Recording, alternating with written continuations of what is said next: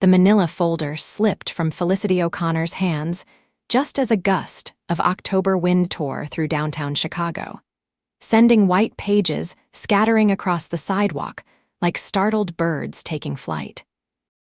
She lunged forward with a cry of dismay, but the wind was faster, carrying her architectural blueprints and legal documents in 20 different directions at once. From his Mercedes parked along the curb, Marcus Richmond watched with detached interest as the professionally dressed woman stumbled in her heels, trying desperately to catch papers that danced just beyond her reach. He had been sitting there for the past 10 minutes, waiting for his assistant to return with coffee before their next meeting, and the scene unfolding before him was mildly entertaining in an otherwise tedious afternoon. What happened next, however, made him sit up straighter. A man in worn jeans and a faded flannel shirt suddenly bolted from the bus stop bench, abandoning his daughter and a grocery bag to chase down the flying papers. The little girl, who could not have been more than 6 or 7, called out to him in surprise, but he was already sprinting down the sidewalk with surprising speed, jumping to snag a paper that had caught on a parking meter. "I got this one," the man shouted to the woman, who stood frozen in shock. Marcus watched, transfixed, as the stranger darted into the street, narrowly avoiding a taxi, to rescue 3 more pages that had plastered themselves against a storefront window. He tucked them under his arm and kept running, his boots pounding the pavement as he chased down another cluster of documents that threatened to disappear into a storm drain. The woman finally snapped into action, gathering what she could reach while the stranger worked the perimeter, creating a wider net of rescue. He dove to catch a page before it blew into traffic, rolled to his feet, and immediately spotted another sheet caught in a bicycle rack. His movements were efficient, determined, like this was the most important mission of his life. "There's more by the mailbox," the woman called out, pointing. The man changed direction without hesitation, scooping up 4 pages that had congregated near a blue postal box. A businessman in an expensive suit walked past without even glancing at the chaos. But this stranger in second-hand clothes was giving everything he had to help someone he did not even know. Marcus found himself getting out of his car, drawn by something he could not quite name. He stood on the sidewalk, watching as the man climbed onto a low wall to grab a page that had caught in a young tree's branches. The little girl had moved closer, clutching the grocery bag, her eyes wide with worry for her father. Almost got them all. The stranger panted, checking under parked cars for any strays. His dark hair was disheveled from the chase, and there was dirt on his knees from where he had dropped to the ground to fish papers from under a delivery truck. 15 minutes later, the man returned to where the woman stood, both of them breathing hard. He held out a crumpled stack of papers, at least 30 pages that he had personally tracked down across 3 city blocks. "I think that's everything," he said, his voice deep and slightly winded. "You might want to check them, make sure none are missing." The woman took the papers with shaking hands, her perfectly styled blonde hair now windblown, her cream-colored blouse untucked from her pencil skirt. "I don't know what to say. Thank you. God, thank you so much. These are the only copies of my building proposal. I have a meeting in 40 minutes that could make or break my entire career." The man smiled, and it transformed his whole face. He was handsome in a rugged way, Marcus noticed, with strong features and laugh lines around his eyes. "Then I'm glad I was here. Good luck with your meeting." He turned to go back to his daughter, but the woman caught his arm. "Wait, please, let me give you something, a reward for your help." "No need," the man said, shaking his head. "Anyone would have done the same." Marcus almost laughed at that. He had watched at least a dozen people walk past without offering any assistance. This man was either naive or genuinely good, and Marcus could not remember the last time he had encountered the latter. "Please," the woman insisted, digging into her purse. "At least let me cover your groceries today, or give you money for lunch." The man's expression shifted slightly, a flash of something that might have been pride or discomfort. Really, it's fine. I'm just happy I could help. He glanced back at his daughter. We need to catch our bus anyway. Daddy, you dropped the bread, the little girl said, holding up a flattened loaf that had clearly been crushed in the excitement. The man winced. It's okay, sweetheart, we'll make do. Something about that moment, the careful way he took the ruined bread and smiled at his daughter as if it did not matter, stirred something uncomfortable in Marcus's chest. He recognized the signs of someone making sacrifices, of someone who could not afford to replace even a loaf of bread without it affecting his budget. The woman, too, seemed to understand. Please, she said more softly. You went above and beyond. Those papers are worth more than you know to me. Let me do something to thank you properly. The man hesitated, and Marcus could see the internal struggle playing across his face. Finally, he said, if you want to pay it forward, there's a food pantry over on 5th Street. They could always use donations. With that, he took his daughter's hand and walked toward the bus stop, the grocery bag hanging from his other arm. The woman stood there, staring after him with an expression of wonder mixed with frustration at not being able to express her gratitude more tangibly. Marcus made a decision he did not fully understand. He approached the woman, who was now carefully organizing her rescued papers back into her folder. Excuse me, I couldn't help but overhear. I'm Marcus Richmond. He handed her his business card. Richmond Development Group. If your meeting is about a building proposal, there's a good chance it's either with my company or one of my competitors. She looked up, her green eyes widening as recognition dawned. Marcus Richmond. Oh my God. Yes, my meeting is with your acquisitions team. I'm Felicity O'Connor, O'Connor Architecture. I designed the Morrison Tower proposal you're reviewing today. Then it's fortunate your papers were rescued, Marcus said. He glanced toward the bus stop where the man and his daughter waited. That was quite something, wasn't it? His determination to help you. Felicity followed his gaze. I've never seen anything like it. He didn't hesitate, he just ran. Do you know his name? I didn't even get his name, she said, looking stricken. I was so flustered and he left so quickly.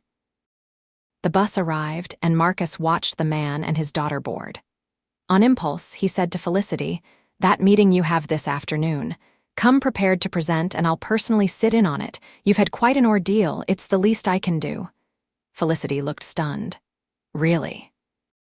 Mr. Richmond, I don't know what to say. Say you'll figure out how to find that man and thank him properly, Marcus said. I have a feeling someone that decent deserves some good fortune. What Marcus did not say was that he intended to find the man himself. Something about that selfless act, about the way the stranger had given everything without expecting anything in return, had lodged itself under Marcus's skin. In his world of corporate maneuvering and calculated gestures, genuine altruism was rarer than diamonds. He wanted to understand what drove someone like that. He wanted to know more about the man who would sacrifice his own comfort to help a stranger chase papers in the wind. 3 hours later, Marcus sat in his penthouse office, reviewing the information his assistant had gathered. It had not been difficult to track down. The bus route, the time, a few calls to transit security to review footage, and he had an identity, Derek Foster. 31 years old, widower, single father to Emma Foster, age 7. He worked as a general contractor for small renovation jobs, mostly residential, cobbling together freelance work. His wife had died in a car accident 2 years ago, leaving him with medical debt and a daughter to raise alone. Marcus stared at the file, at the photo pulled from Derek's sparse social media presence. There he was, that same genuine smile, holding Emma on his shoulders at what looked like a park. The caption read, "Best day ever with my little bird." Something twisted in Marcus's chest. He was 33, had built an empire from his father's mid-sized real estate company, and had everything money could buy. But when was the last time he had looked that happy? That present in a moment, he picked up his phone and dialed his assistant. "Jennifer, I need you to set up a meeting." Derek Foster, Tell him there's a potential job offer, something significant, make it worth his while to come in. Sir, Jennifer sounded confused, is he someone we've worked with before? No, but he's someone I want to work with now. 2 days later, Derek Foster sat in the lobby of Richmond Development Group, feeling distinctly out of place. Emma was at school, his mother-in-law having agreed to pick her up if he ran late, and he had put on his only dress shirt for this meeting.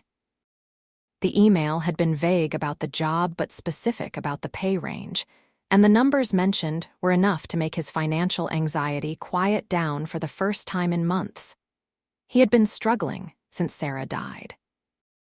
The medical bills from her accident, the funeral costs, taking time off work to care for Emma through her grief. He had maxed out credit cards, borrowed from friends, and slowly clawed his way back to something resembling stability. But it was precarious, always one emergency away from collapse. This job, whatever it was, could change everything. Mr. Foster, Mr. Richmond will see you now. Derek followed the assistant through gleaming hallways lined with architectural photographs and awards. Everything here spoke of wealth and success, worlds away from his small apartment and second-hand furniture. He tried not to let intimidation show on his face. The office he entered was massive, with floor-to-ceiling windows overlooking the Chicago skyline. Behind a sleek desk sat Marcus Richmond, the billionaire developer whose buildings shaped the city's landscape. Derek recognized him from newspaper articles and business magazines. What he did not expect was for Marcus Richmond to look at him with an expression of intense interest, almost fascination. Derek Foster, thank you for coming. Marcus stood and extended his hand. His grip was firm, his palm smooth compared to Derek's calloused hands. Please, sit down. Derek sat, trying to project confidence he did not entirely feel. Your email mentioned a job opportunity. I have to admit, I'm curious what Richmond Development needs with a small-time contractor like me. Marcus smiled, and it was not the corporate smile Derek expected. It was genuine, almost warm. I saw what you did a few days ago. Outside the downtown office building, you chased down papers for a woman whose folder had spilled in the wind. Derek's confusion must have shown on his face because Marcus continued, You probably don't remember me, but I was there. I watched you run 3 blocks to rescue every single page. You dodged traffic, climbed walls, crawled under vehicles. You didn't stop until you had retrieved everything. The memory clicked into place. Derek remembered the woman, the scattered papers, Emma calling after him as he ran. Oh, that. Yes, I remember. She seemed really worried about those documents. It was no big deal. It was a big deal, Marcus said quietly. Do you know how many people walked past without helping? I counted at least 15. Derek shrugged. They probably had somewhere to be. I just had time to help, so I did. You had time? Marcus leaned forward. You were carrying groceries on your way to catch a bus with your daughter. You had just as much reason to keep walking as anyone else. More even, since you had a child waiting. Emma understands helping people, Derek said, feeling oddly defensive. I want her to grow up knowing that kindness matters more than convenience. Marcus was quiet for a moment, studying him with an intensity that made Derek uncomfortable. Finally, he said, I want to offer you a position. Project manager for our renovation division. You would oversee teams handling historic building restorations and residential complex updates. The salary is $200,000 a year plus benefits, including full health coverage for you and your daughter. Derek felt like the air had been sucked from the room. I'm sorry, what? $200,000, plus quarterly bonuses based on project completion ratings. Company car, retirement matching, and Emma would be covered under our premium health plan. Mr. Richmond, I appreciate whatever this is, but I don't understand. You don't know my work history. You haven't seen my portfolio. You're offering me this because I helped someone with their papers. I'm offering you this because in 15 minutes of watching you, I saw more integrity and determination than I've seen in years of working with so-called professionals. You didn't help that woman because you wanted something from her. You helped because it was the right thing to do. That's the kind of person I want representing my company. Derek's mind raced. This was insane. Life-changing money, security for Emma, health insurance that could actually cover her needs. But something felt off, too good to be true. "What's the catch?" he asked. Marcus laughed, a genuine sound of appreciation. "The catch is that you'll work hard. The projects are challenging, the hours can be long, and I have high standards. But I take care of my people. If you prove yourself, there's room for advancement. I believe in rewarding competence and character." "Can I think about it?" Derek asked. "This is a major life change, of course. Take a week. In the meantime, let me show you what you'd be working on." The tour that followed was overwhelming. Marcus showed Derek current projects, introduced him to team members, explained the company culture. Everyone they met seemed genuinely happy to work there, speaking highly of the benefits and work environment. It all seemed too perfect. As they walked back to Marcus's office, Derek noticed something. The way Marcus looked at him, the attention he paid to Derek's comments and questions, felt like more than professional interest. It was personal, almost hungry, as if Marcus was trying to memorize every detail. "Can I ask you something?" Derek said as they paused by a window overlooking the city. "Why do you really want to hire me? And please don't tell me it's just about the papers. There's something else going on here." Marcus met his eyes, and Derek saw vulnerability there, hidden beneath the billionaire confidence. "Honestly, I'm tired of being surrounded by people who only do things for personal gain. Watching you help that woman, seeing you sacrifice your own comfort without a second thought, reminded me that genuine goodness still exists. I want that kind of energy in my company.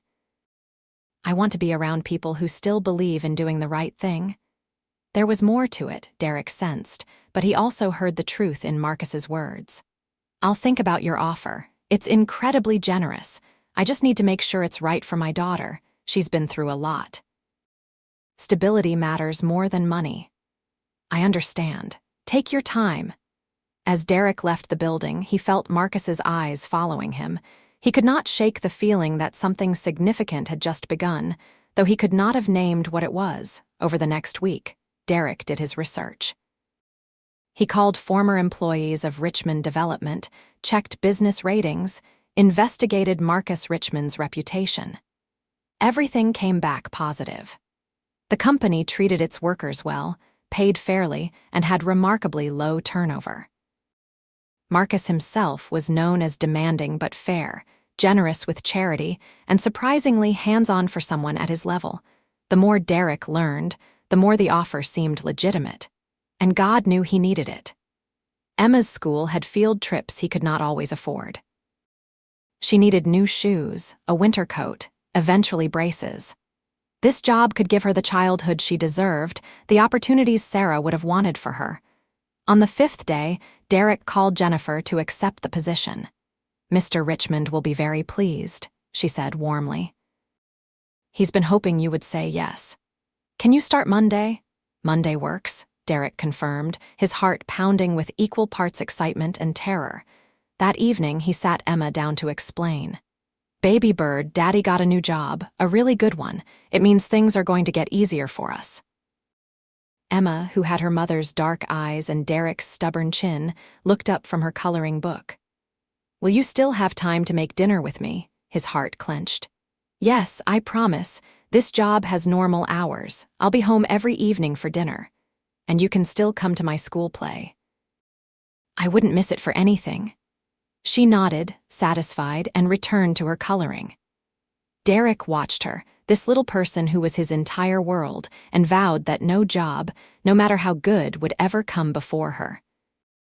On Monday morning, Derek wore his dress shirt again, paired with the better of his 2 pairs of slacks, and arrived at Richmond Development at 8 o'clock sharp. Jennifer met him with paperwork and a warm smile, walking him through benefits enrollment and company policies.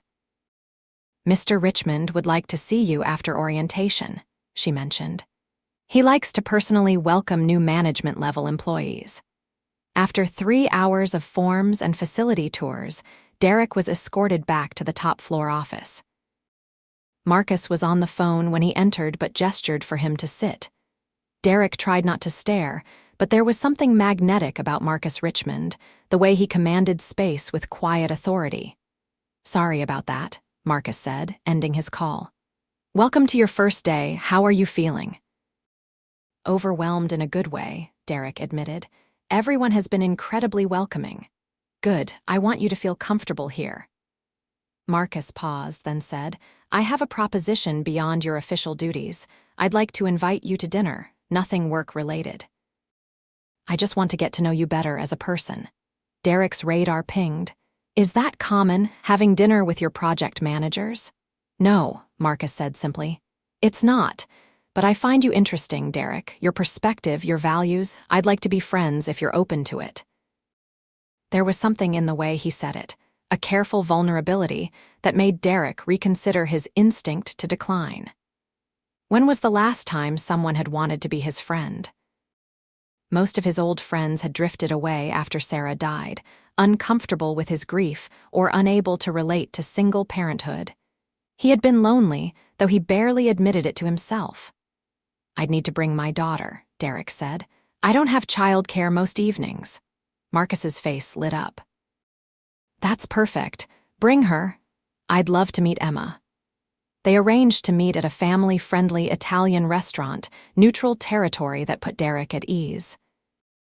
When he arrived with Emma in tow, Marcus was already seated at a booth, looking oddly nervous for a man who regularly negotiated million-dollar deals. "You must be Emma," Marcus said, smiling at her. "I'm Marcus. It's nice to meet you." Emma hid partially behind Derek's leg, suddenly shy. "Hi." "She's not usually this quiet," Derek said apologetically. "We're still working on meeting new people." "I understand. Take your time, Emma. I heard you like drawing. Maybe after dinner you could show me some of your art." That caught her interest. "You want to see my drawings?" "Very much." The evening unfolded with surprising ease.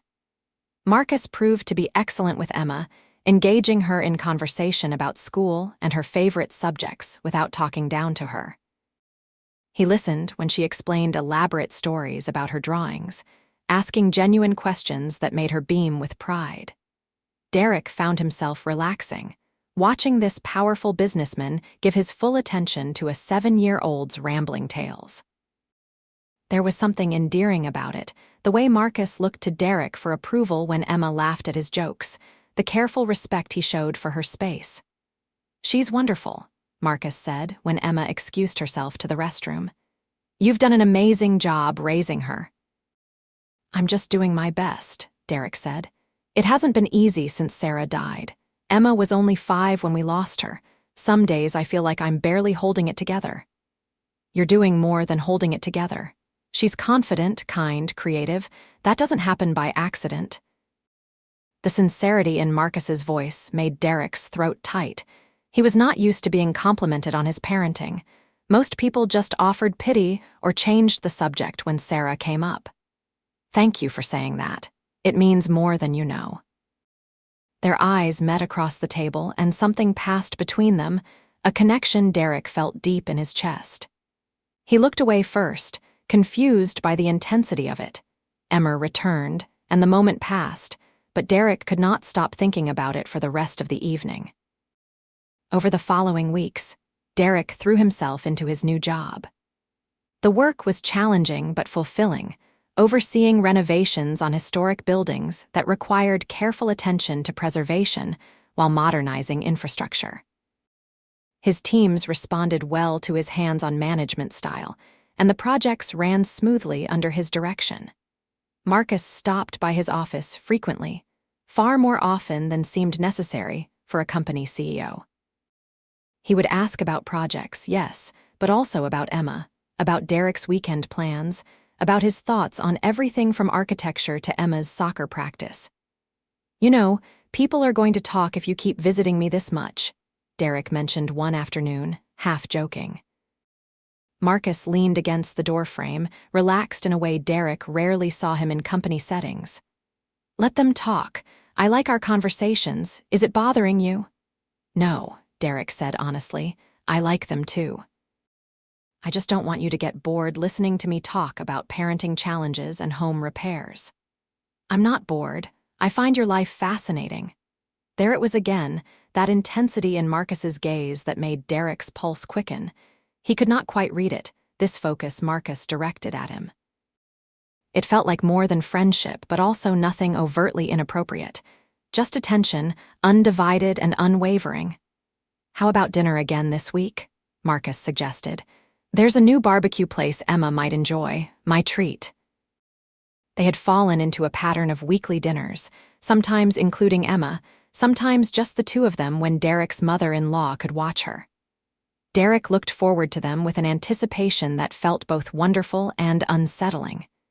She would love that, Derek agreed. Fair warning, though, she can put away more ribs than seems physically possible for a kid her size. Marcus laughed. I'll keep that in mind. After he left, Derek sat back in his chair, staring at the doorway. What was happening here? This felt like more than a boss being friendly with an employee. It felt like courtship, though that seemed ridiculous. Marcus Richmond could have anyone. Why would he waste time on a struggling single father with nothing to offer? But the dinners continued, and with them, Derek's growing awareness of his own feelings. The way his heart lifted when Marcus called. The pleasure he took in making Marcus laugh. The warmth that spread through his chest when Marcus looked at him with undisguised affection. One evening, after Emma had fallen asleep in the booth at a diner, Marcus helped Derek carry her to his car. As Derek settled her in the backseat, Marcus stood close, closer than necessary, his hand briefly touching Derek's back. "Thank you for tonight," Marcus said softly. "I haven't enjoyed myself this much in years." Derek turned, finding Marcus's face inches from his own. He could see gold flecks in Marcus's brown eyes, could smell his expensive cologne mixed with coffee from dinner. "Marcus," he breathed, not sure what he wanted to say. "I know this is complicated," Marcus said, his voice low and urgent. "I know I'm your boss, that there are 1,000 reasons this is probably inappropriate, but I need you to know that I care about you, not as an employee, as a person, as someone I think about constantly." Derek's world tilted.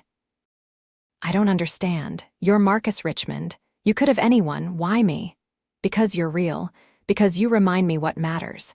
Because when I watch you with Emma, I see what love actually looks like, not the transactional relationships I've always known." Marcus took a breath. "Because I'm falling for you, Derek, and I don't know how to stop." The confession hung in the air between them. Derek's mind raced, his heart pounding so hard he could hear it in his ears.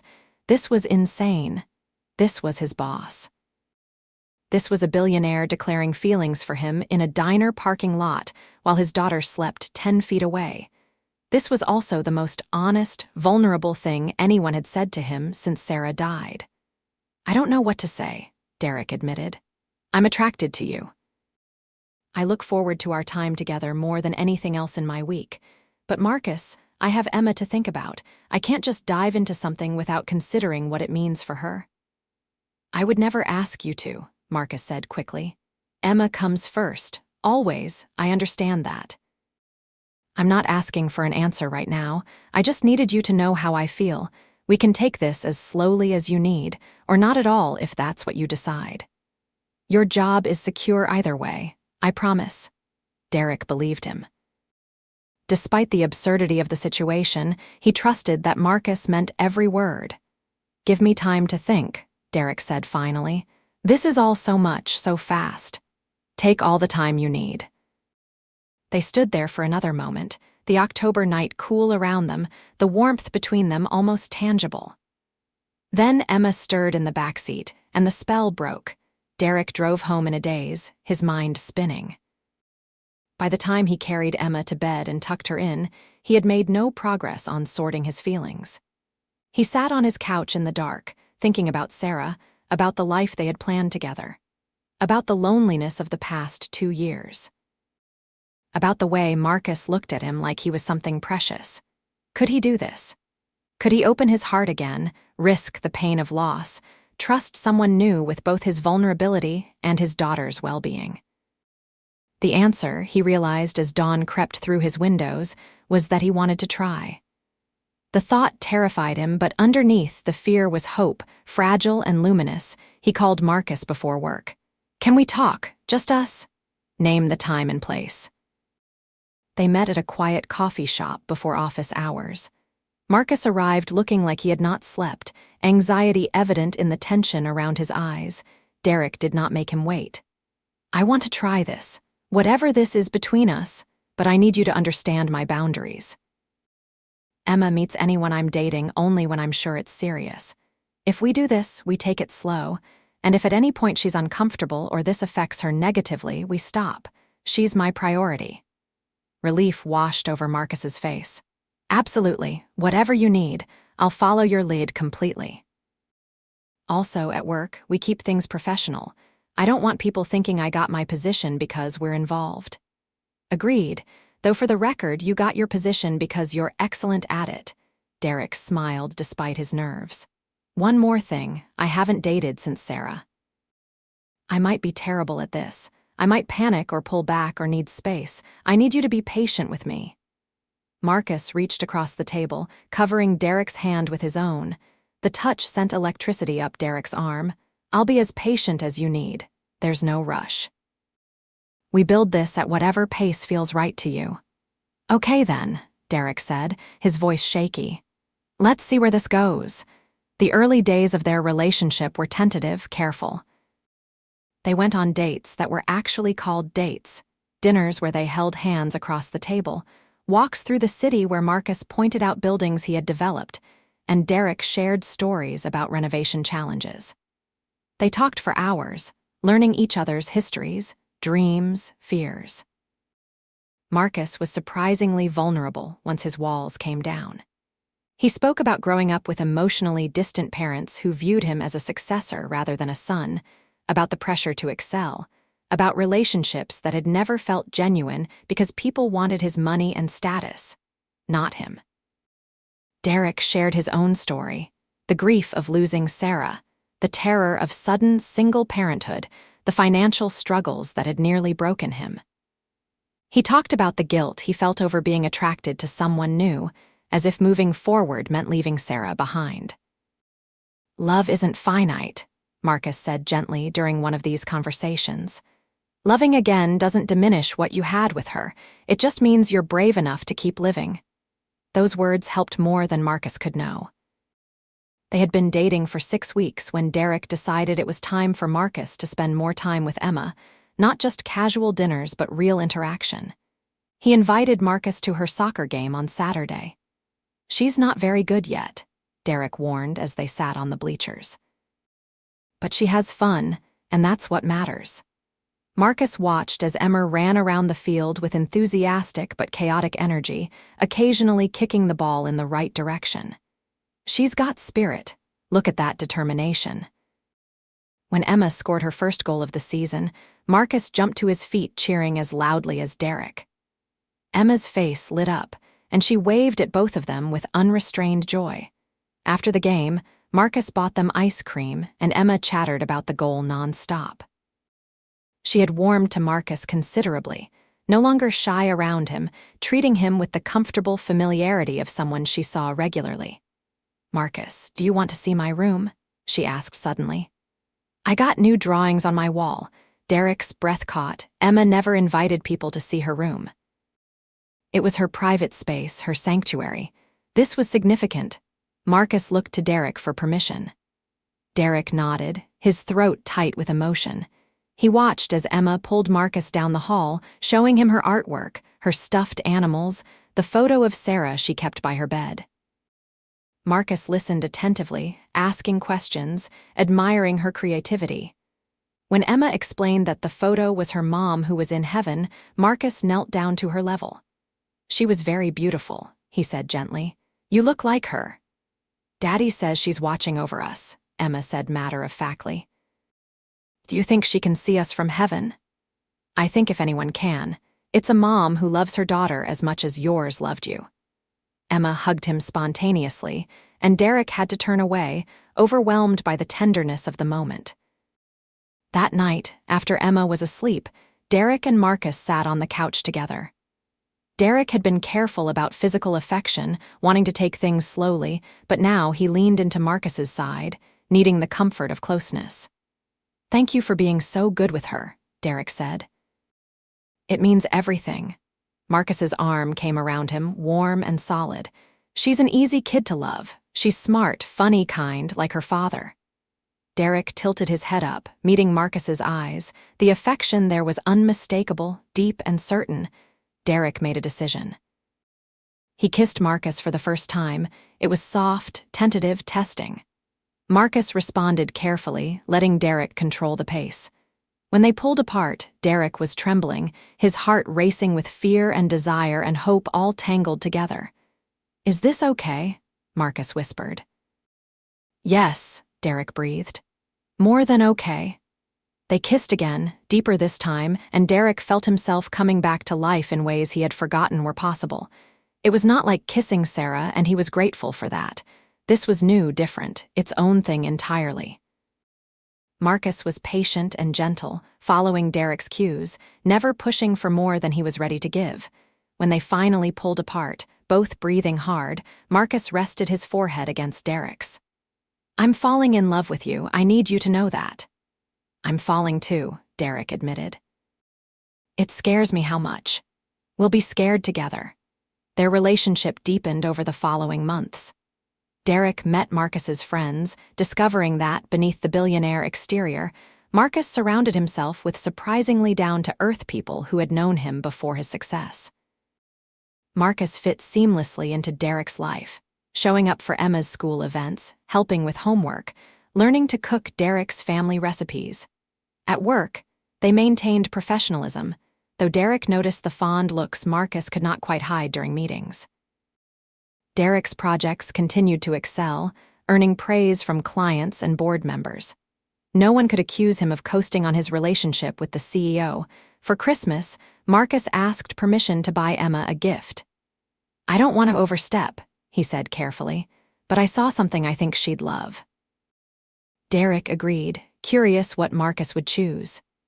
On Christmas morning, after Emma had opened her presents from Derek, Marcus arrived with a wrapped box. Inside was a professional art set, high-quality colored pencils, markers, and paper, along with a letter. "Dear Emma," Marcus had written, "your art brings joy to everyone who sees it. I can't wait to see what beautiful things you create with these supplies.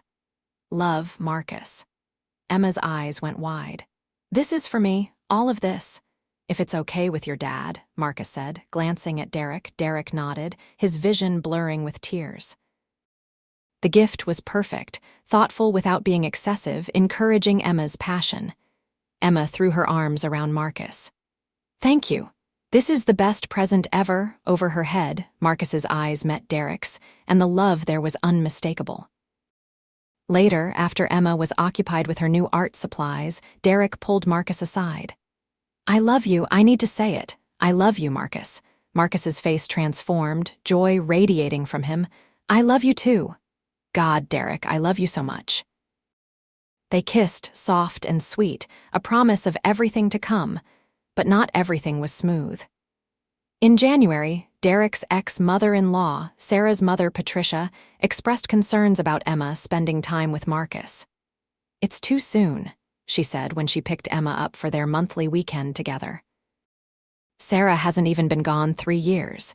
You're already replacing her," the accusation stung, hitting all of Derek's insecurities. "I'm not replacing anyone. Sarah will always be Emma's mother, but I'm allowed to move forward with my life. With a man," Patricia's tone was sharp. "Emma needs a stable home, Derek, not you parading relationships in front of her." Derek kept his voice level, aware of Emma watching anxiously from the doorway. "Marcus is not a parade. He's someone I care about deeply, someone who has been nothing but good to Emma. And my relationship with him is none of your concern. It is when it affects my granddaughter." "Emma is happy," Derek said firmly. "If you have genuine concerns about her well-being, we can discuss them calmly. But I won't let you shame me for finding love again. Sarah would want me to be happy." Patricia's expression softened slightly. "Sarah would want Emma to be happy. That's all I care about." Then we want the same thing. Watch Emma this weekend, see how she talks about Marcus, then tell me if you still think he's a problem. When Patricia returned Emma on Sunday, her attitude had shifted. She talked about him constantly, she admitted. How he helped with her science project, took her to the aquarium, taught her about architecture. I see that he makes her happy. And you too. Thank you for seeing that, Derek said quietly. I miss my daughter, Patricia said, her voice breaking. Sometimes I look at you moving forward and it feels like everyone is forgetting her. Derek's anger melted into compassion. I could never forget her, neither could Emma. But we can't stop living because she's gone.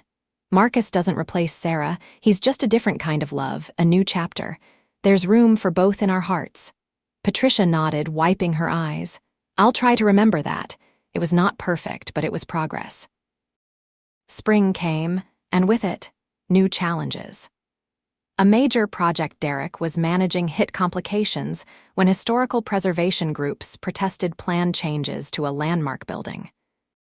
The situation required delicate negotiation, and Derek found himself working 12-hour days to find solutions that satisfied all parties. Marcus supported him through the stress, bringing dinner to his office, taking Emma for evenings so Derek could work, offering advice without overstepping. When Derek finally resolved the crisis, creating a compromise that earned praise from both the preservation groups and Richmond Development's board, Marcus took him to dinner to celebrate. I'm proud of you, Marcus said over wine. The way you handled that situation showed real leadership. You brought people together who thought they were enemies. I learned from watching you, Derek said. The way you negotiate, finding solutions where everyone wins, you're good at what you do, Marcus. We're good together, Marcus corrected, in work and in life. It was true. They fit together in ways Derek had never expected, complementing each other's strengths, supporting each other's weaknesses. Marcus brought stability and resources that eased Derek's financial stress. Derek brought warmth and groundedness that eased Marcus's isolation. Together, they were more than the sum of their parts. In May, on the anniversary of their first dinner together, Marcus asked Derek and Emma to move in with him. They were at the park, Emma playing on the swings while Derek and Marcus sat on a bench. Marcus turned to him, nervous in a way Derek rarely saw. I know this is a big step, Marcus began, and I'll understand if you're not ready, but I want to wake up with you every morning. I want to help Emma with breakfast before school. I want us to be a family, officially. My penthouse has plenty of room. Emma could have her own space, we could decorate together, make it feel like home. What do you think? Derek's heart raced. This was huge, permanent in a way that terrified and thrilled him. Can I talk to Emma first? This affects her as much as me. Of course. That evening, Derek sat down with Emma. Baby bird, Marcus asked if we want to move in with him. It would mean living in his big apartment, having your own room there, seeing him every day, but only if you're comfortable with it. This is your choice too. Emma was quiet for a moment, thoughtful. Would we still have our apartment? We could keep it for a while, make sure we like living with Marcus before we give it up. Would Marcus be there for breakfast? Yes. Would he help me with homework? If you want him to. Emma nodded slowly. I like Marcus, he's nice to us. He makes you smile more than you used to. I think it would be good. Relief and love flooded Derek. You're sure? If you're not comfortable, we can wait. I'm sure, Daddy. I think Mommy would like Marcus. She would want you to be happy. Derek pulled her into a hug, overwhelmed by his daughter's wisdom and generosity. When did you get so smart? I've always been smart, Emma said matter-of-factly. You just noticed. They moved in over the summer, a gradual process of integrating their lives into Marcus's space. True to his word, Marcus let Emma decorate her room however she wanted, and she chose bright colors and shelves for her art supplies. Derek's belongings mixed with Marcus's expensive furnishings, his worn but loved possessions finding places among sleek modern decor. It felt like home remarkably quickly. Living together revealed new dimensions of their relationship. Morning routines became shared rituals, Marcus teaching Emma to make French toast while Derek packed lunches. Evenings meant homework at the kitchen table, Derek helping with math while Marcus assisted with reading.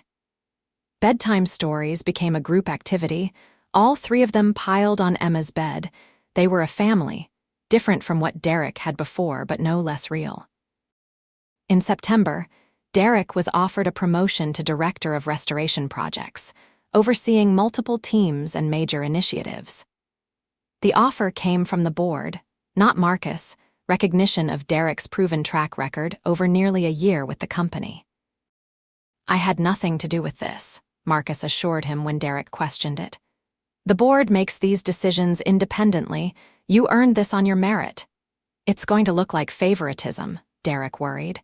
"So prove them wrong. Continue doing the excellent work you've been doing.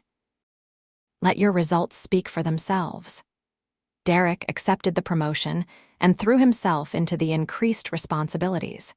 He worked hard to ensure no one could accuse him of leveraging his relationship with Marcus for professional gain. The projects under his direction thrived, earning the company profits and praise. At home, their relationship continued to deepen. They fell into comfortable patterns, the easy intimacy of people building a life together. Marcus attended Emma's school events. Derek hosted dinners with Marcus's friends. They navigated conflicts with patience and communication. It was not always perfect.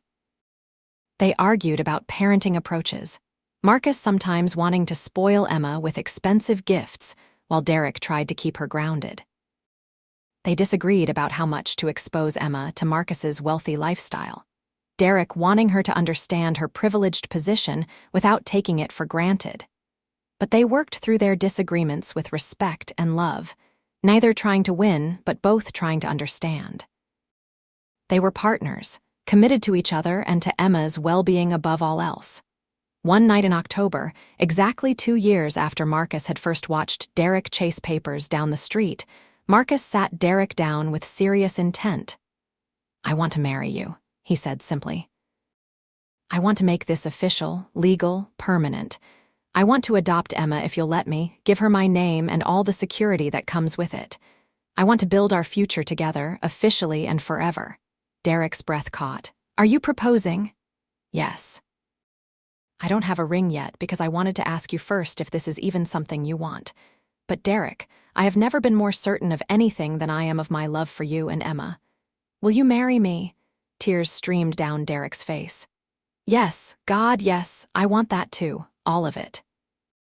Marcus pulled him into a kiss, deep and passionate, sealing their promise. When they pulled apart, both were crying, laughing, overwhelmed with joy. "We need to tell Emma," Derek said. "She should hear it from us." They woke her gently, bringing her to the living room. Emma rubbed her eyes, confused. "What's wrong?" "Nothing's wrong, baby bird," Derek assured her. "Marcus and I have something important to ask you. Marcus and I are getting married. He wants to adopt you, make it official that we're a family, but only if you're okay with it." "How do you feel about that?" Emma looked between them, processing. "Does that mean Marcus would be my dad too?" "If you want me to be," Marcus said softly. "You already have a mom who loved you very much. I'm not trying to replace her. But I would be honored to be your dad, to take care of you and protect you and love you." Emma was quiet for a long moment. Then she said, "Can I call you Papa? So you and Daddy are both my dads, but different." Marcus's face crumpled with emotion. "I would love that more than anything." Emma hugged him, then Derek, then tried to hug both of them at once. "We're getting married.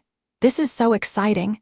Can I have a fancy dress?" They laughed through their tears, the three of them tangled together, a family made official by choice and love. The wedding planning was an adventure. They decided on a small ceremony, just close friends and family, intimate and meaningful rather than the society spectacle Marcus could have thrown. Emma was deeply involved in every decision, choosing flowers and music, insisting on a chocolate fountain at the reception. Patricia attended, having gradually accepted Marcus's place in their lives. She even brought Sarah's brother, who gave Derek a hug and said, "Sarah would be happy you found this. She always wanted you to be loved." The ceremony took place in Marcus's mother's garden, the only place he had good childhood memories. They wrote their own vows, promising partnership and patience, love and loyalty, commitment to each other and to Emma. When the officiant pronounced them married, Emma cheered louder than anyone.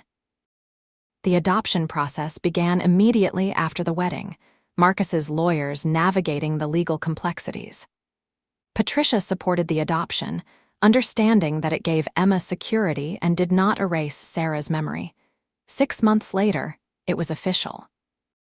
Emma Foster Richmond, daughter to Derek and Marcus, protected and loved and forever theirs. Life settled into a beautiful rhythm. Derek continued excelling at work, his reputation built on talent rather than his marriage to the CEO. Marcus expanded the company's charitable initiatives, Derek's influence encouraging more community-focused development. Emma thrived, confident and creative, surrounded by love. 3 years into their marriage, Derek and Marcus began discussing expanding their family. "I always wanted more kids," Derek admitted. "Sarah and I had planned for 2 or 3. I don't want Emma to be an only child if we can give her siblings." "I'd love that," Marcus agreed. "Adoption or surrogacy? Either, both. I'm open to whatever path leads us to our children." They ended up pursuing both. Through surrogacy, Marcus's genetic son was born, a baby boy they named Daniel. Through adoption, they brought home a 4-year-old girl named Grace, who had been in foster care and needed a family. Emma embraced her role as big sister with enthusiasm, helping with Daniel's feedings and reading stories to Grace. Their home filled with the chaos and joy of children, laughter echoing through rooms that had once been silent and lonely. Derek sometimes looked around their dinner table, Marcus feeding Daniel while Emma helped Grace cut her food and felt overwhelmed with gratitude. From that windy day in October, chasing papers down the street, to this moment of domestic bliss, the journey had been unexpected and perfect. "What are you thinking?" Marcus asked, catching Derek's expression. "I'm thinking about how lucky I am, how a simple act of kindness led to all of this." Marcus smiled, the same genuine, warm smile that had first captured Derek's heart. "I'm the lucky one. You reminded me what really matters. You taught me how to be part of a family." "We taught each other," Derek corrected, reaching across the table to take Marcus's hand. Their children grew, their love deepened, their life together unfolded in 1,000 small, beautiful moments. Derek never forgot Sarah, keeping her memory alive for Emma while building new traditions with Marcus. He had room in his heart for both loves, the past that shaped him and the present that sustained him. On the 10th anniversary of that windy October day, Marcus recreated their meeting place. They stood on the same sidewalk where Felicity's papers had scattered, where Derek had run without hesitation to help a stranger, where Marcus had watched and felt his world shift. "I think about this moment constantly," Marcus said, holding Derek close. "If the wind hadn't blown that day, if you had been 5 minutes earlier or later, if I hadn't been watching, all the small chances that led us to each other.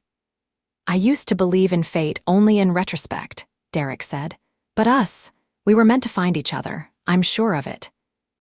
They kissed on that street corner, traffic flowing around them, the city alive with possibility. From tragedy and loneliness, they had built something beautiful. From a simple act of kindness, they had found forever. Emma, now 17 and preparing for college, Daniel at 7, and Grace at 11, waited for them at home, their family complete and perfect in its imperfection. Derek and Marcus walked back hand in hand, ready to continue building their life together one day at a time. The papers that had scattered in the wind had changed everything, bringing together 2 men who needed each other more than they had known. Derek's willingness to help without expecting reward had revealed his character. Marcus's recognition of that goodness had opened his heart. From that chance encounter had grown love, family, and a future neither could have imagined alone. They had found in each other the missing piece, the complement that made them whole. And they lived that love every day, in grand gestures and quiet moments, in the raising of their children and the building of their dreams, in the simple act of choosing each other again and again. It was not a fairy tale. It was better because it was real, earned through patience and communication, strengthened by challenges overcome together. Their love was built on foundation of mutual respect, shared values, and genuine affection. It was the kind of love that lasted because both men worked to nurture it daily. Years passed, and their family continued to evolve. Emma graduated college and pursued architecture like her adoptive father and mother, designing buildings that honored both function and beauty. Daniel discovered a passion for environmental science, Marcus and Derek supporting his dreams of making the world better. Grace became a teacher, dedicating herself to helping children like she had once been. Derek and Marcus watched their children grow with pride and love, their partnership stronger with each passing year. They traveled together, built homes for families in need, created scholarship programs for single parents, and lived their values through action. On their 20th wedding anniversary, surrounded by their children and grandchildren, Derek and Marcus renewed their vows. Emma, now with children of her own, stood as witness, remembering the scared little girl who had watched her father chase papers in the wind and found a family in the aftermath. To chance encounters, Marcus toasted at the celebration. To the wind that blew papers down the street. To the man who ran without hesitation to help a stranger. To everything that followed. To love, Derek added, his hand in Marcus's, in all its unexpected forms. They kissed as their family cheered, a love story that had begun with a simple act of kindness and grown into something extraordinary. Not because it was perfect, but because it was chosen, nurtured, and treasured every single day.